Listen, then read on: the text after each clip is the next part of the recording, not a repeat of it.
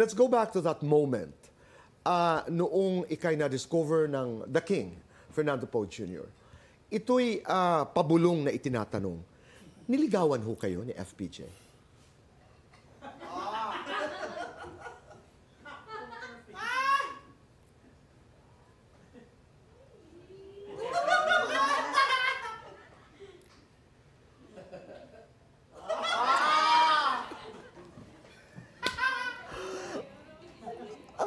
Cute ni Tita Nova. Okay. Next question. Sabi ko nga, I have learned to be patient also, to wait for answers. Maraming salamat, Tita Nova. Pero yung usapang sexy, kanina si Maureen was talking about being sexy. So, kung tatanungin ko kayo, Maureen, Tita Nova, ano ba what is sexy for you? Kasi ang alam ko sexy, yung maganda yung katawan. Yung perfect body figure. Ganun yung sexy. Ako sa dating. Ako dating, Tita Nova. Dating? Oo, merong tao na without even trying, mata lang, mukha lang, tingin lang. Sexy. Meron naman mga May kilos appeal. lang. Meron naman pag nagsalita na. Iba-iba. Hindi ba yan appeal? Appeal. Well, yes, Sex it is appeal. appeal. Pero may connect doon sa May mga pagiging tao sexy. na nai-in-love sila kahit na hindi siya masyadong kagandahan, ganon.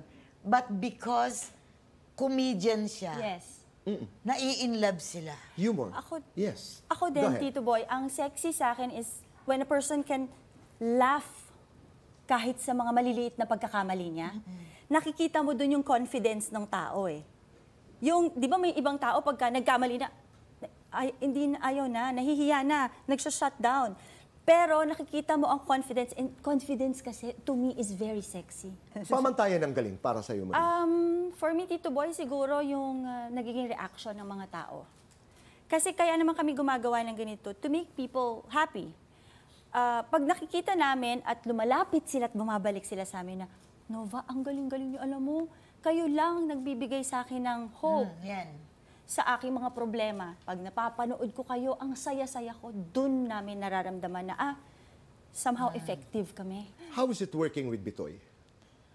Ay, napakagaan. Yeah, he's very understanding, mabait na tao. Mabuting tao. Mabuting tao. Brilliant. Yes, brilliant. Totoo yun. That's right. Ngayon naman, dito sa Fast Talk, nais sana naming subukan dahil ako'y nangangarap maging isang komedyante. Maging Bitoy? Pangarap talagang malaki. Meron tayong isang eksena. Chang Susan, alam na ba namin ang aming gagawin? Yun na yun? Oo. Kami ni Tita Nova ay magsing irog. Tapos, Maureen will play the very strict mother. At kami dadatnan sa bahay. And let's see what happens. So, okay. Tayo Magsing dalawa. irog. Oo, magsing irog tayo, Tita Magsing Nova. irog. 4, 3, 2, 1, action!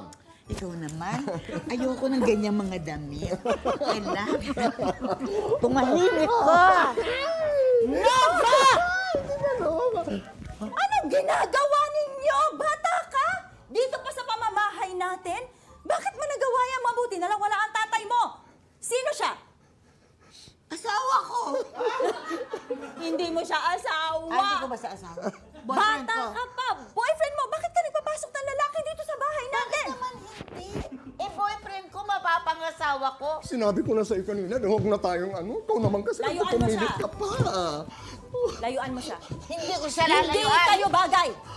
Huwag Bagay kami. mong susuwayin ang Tanggap nanay. na tanggap ko siya kahit bakla siya. Gusto ko siya. Sinabi mo pa!